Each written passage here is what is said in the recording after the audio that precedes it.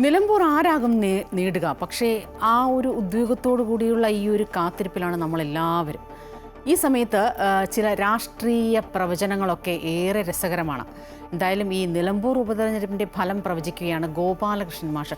മാഷിൻ്റെ കണക്കുകൂട്ടലിൽ 90% കഴിഞ്ഞ 13 തെരഞ്ഞെടുപ്പുകളിലും ശരിയായിട്ടുണ്ട്.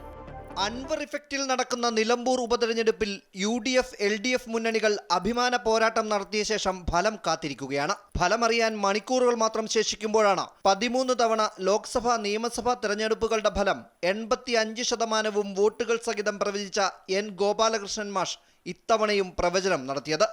UDF സ്ഥാനാർത്ഥി ആര്യാടൻ ഷൗക്കത്ത് വിജയിക്കും. അദ്ദേഹത്തിന് 75,000 മുതൽ 77,000 വരെ വോട്ടും, CPM സ്ഥാനാർത്ഥി സ്വരാജിന് 65,000 മുതൽ 67,000 വരെ വോട്ടും ലഭിക്കും. BJP സ്ഥാനാർത്ഥിക്ക് 6,000 മുതൽ 7,500 വരെ വോട്ട് കിട്ടും. ഷൗക്കത്തിൻ്റെ ലീഡ് 8,000 മുതൽ 12,000 വരെ ആയിരിക്കും.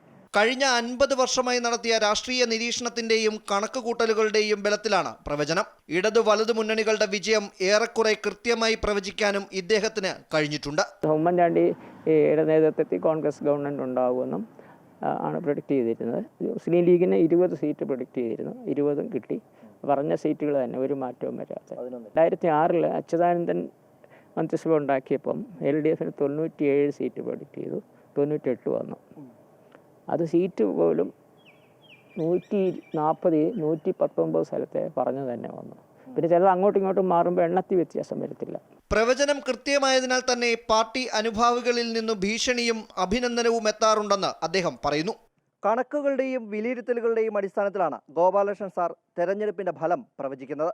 അതുകൊണ്ട് തന്നെ 90% അത് അങ്ങനെ തന്നെ ആവുകയും ചെയ്യും. നിലമ്പൂരിലും സാറിന്റെ പ്രവചനം ശരിയാകുമെന്നാണ് പ്രതീക്ഷിക്കുന്നത്.